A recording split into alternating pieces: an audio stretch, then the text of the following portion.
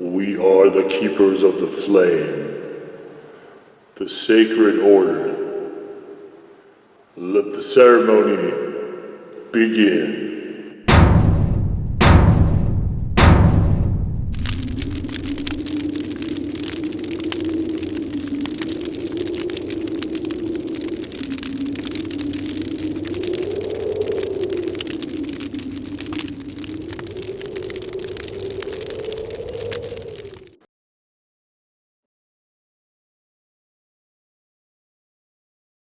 And today, faithful acolytes, we take a look at this. And what this is, from Murder Hornet, it is the honey bourbon hot sauce. Now, I am honestly a little puzzled by the name, the Murder Hornet moniker here, because those flying insects in general, they are, I think, about this color. Probably larger than this, but I don't know them to produce honeys of any kind.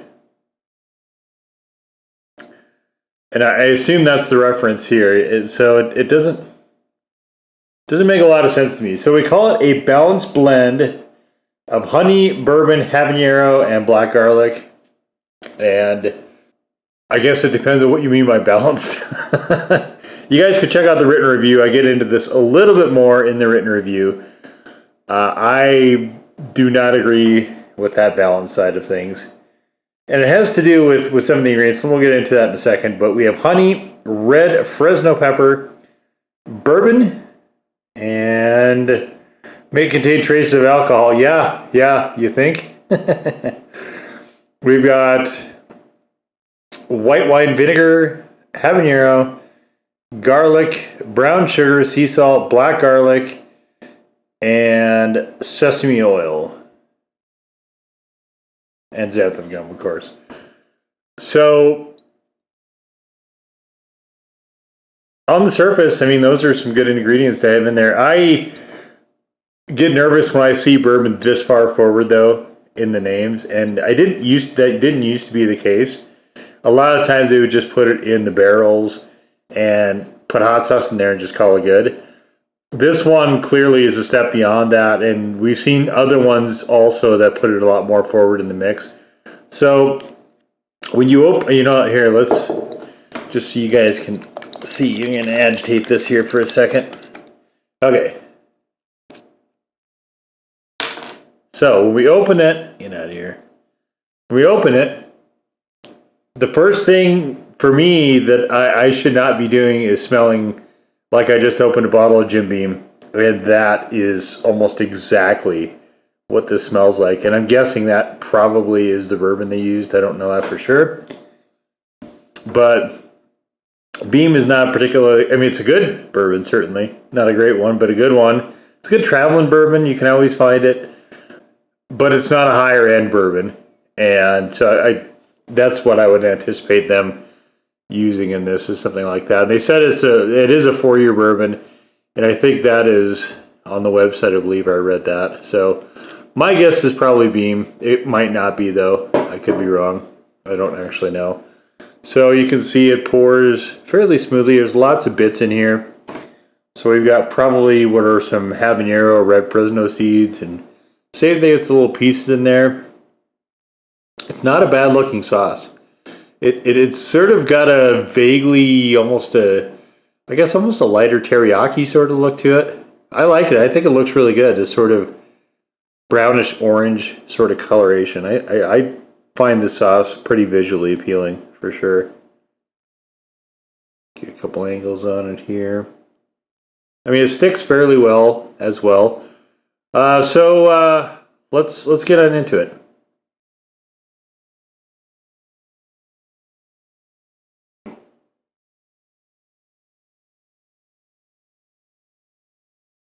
Oh,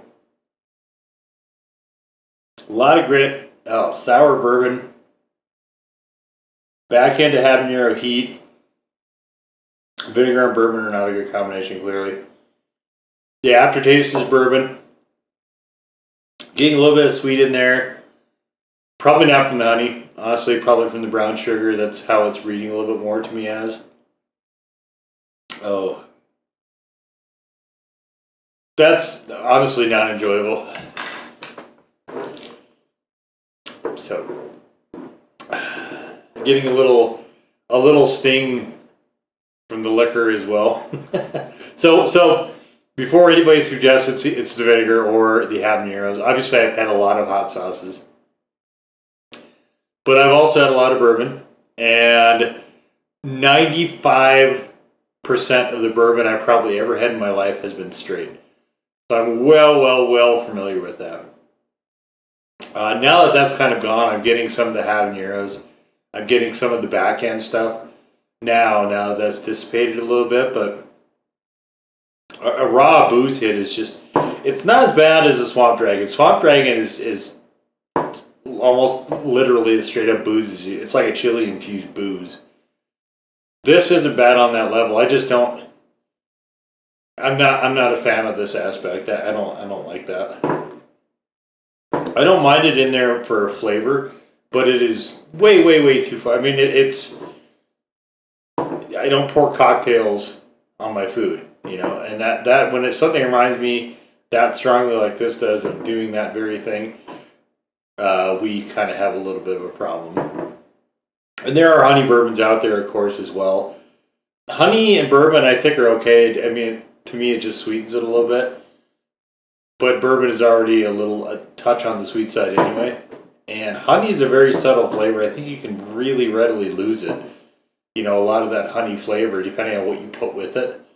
And here, I don't know why they call it honey. They could have just called it bourbon. It does have a nice Asiatic sort of lean to it, I guess I would say. And I do like that part of it. I think there's a lot of promise here. I think they just need to really dial down. The bourbon is just it's too strong. It is too much in this sauce. So, like all great chefs, I'm not a great chef, but like all great chefs, I decided, let me try to burn some of that off. And so I marinated some of these, which are chicken breasts, and threw them on the grill last night. And so I did 3. I had one of them last night. Way better. Infinitely better. Now with grilling, you can see there's a little bit of a problem here with grilling. Can you see this? So you get some of the char. Once you get into the char, it takes a fairly prominent flavor to show up. And this actually doesn't on those parts. But there's enough other parts where it just, sort of slower cooked it a little bit. And those are really where it shines. See the bottoms here? These don't have as much char on them. So, all right, let's get into these thighs here. Yeah, see this makes a better grilling sauce than it does a hot sauce. I personally don't like it as a hot sauce, just because, like I said, dumping cocktails on my food is not the thing I do or like.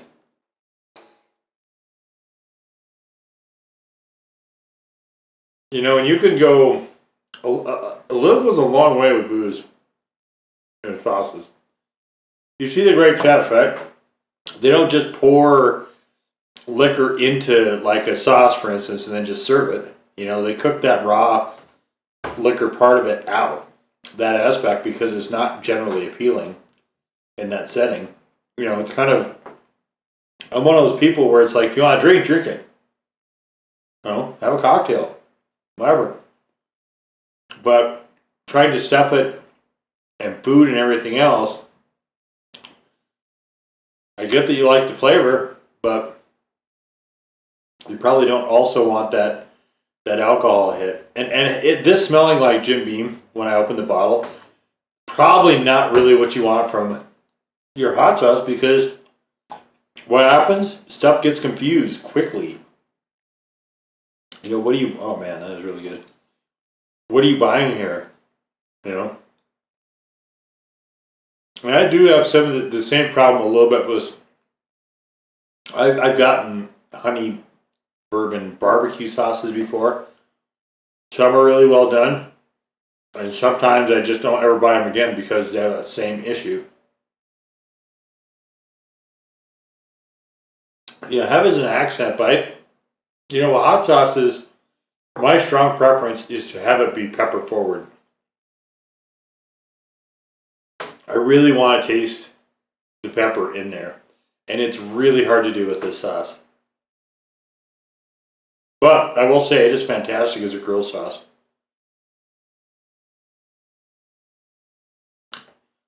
And you can see, I think, if you put this on the grill, you can kind of see what they were trying to go for. Because it burns away a lot of that stuff. It dials down the bourbon quite a bit. And it just leaves a little bit of the flavor as an accent. Which allows the other ingredients to come forward. And putting black garlic in there. You know, black garlic and honey both are somewhat of subtle flavors. And I see a lot of people don't use those well. I think in hot sauce, and not the honey so much because, you know, people have been playing around with honey for a while, but black garlic is kind of the darling ingredient. The trend of the moment is, I don't know, it's really used super effectively overall. It is here and there for sure. But I also see it kind of misused a lot as well. Or used counterintuitively, I might say. It's a way that doesn't really make any sense to do with that. It's a relatively expensive ingredient, so. You know, we had the truffle mushrooms for a while. I think that's kind of going away. Black garlic, though, is, I mean, it's more expensive, but it's also fairly readily available. I mean, you can make black garlic yourself.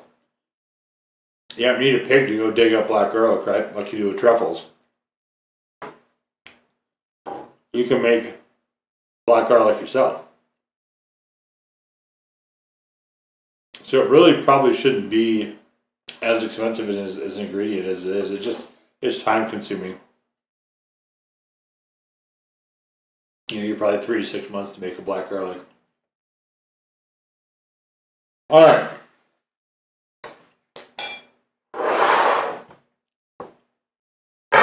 You know, and a lot of the sauces, this one included, will put stuff like regular garlic in there way more forward than black garlic, which kind of makes one wonder what the point actually is.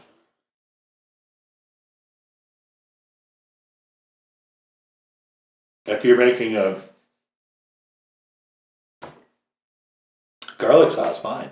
But when you have, let's see, how many other ingredients do we have here? We have honey, Fresno's 2, bourbon 3, vinegar 4, habanero 5, garlic 6, brown sugar 7, salt 8, sesame oil 9. It is 1 out of 10 ingredients. So I think if they're going to reformulate this or are inclined to do that, I would dial the bourbon way down. In fact, I would put the bourbon right near where the sesame oil is and eliminate the black garlic and then try again. There is really strong potential here. And I think this one just needs more tweaking. You know, like I said, it is pretty solid as a grill sauce. That's where I'm going to use the rest of this. I'm not going to use this as a hot sauce. I'm going to use this as a grill sauce, and happily it's still grilling season, so this will be going on definitely some more chicken. I haven't tried it on pork yet. I might try it on pork actually as well. I meant to do that at the same time and I forgot. I've got, you know, I keep a lot of sauces during the summer. I cycle through them pretty quickly.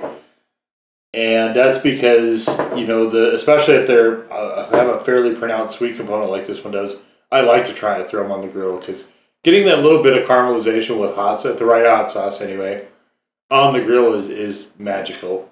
It's quite a happy time for sure. But yeah, this one as a grill sauce, pretty solid. Again, you know, the bourbon infused chipotle habanero, which is my favorite grill sauce from Cajon's. That one I also don't particularly like super well as a sauce either. So I don't know that I really found one that I like as a grill sauce and I like as a hot sauce equally. I think that's just kind of how those things shake out, for a lot of the time. But yeah, I mean, it's if you like bourbon in your sauces, I guess more so than I do. Definitely, this is worth checking out. I think there's strong potential here. I just hope in subsequent batches they kind of address some of the nature of the ingredients and their placement here. And I'll leave it at that. But buy it for a grill sauce, not a hot sauce. Although it's going to be kind of expensive to buy as a grill sauce, I think, as well. So YMMV, right? But anyway, there it is. The Murder Hornet Honey Bourbon Hot Sauce. Now go forth in peace to serve the flame.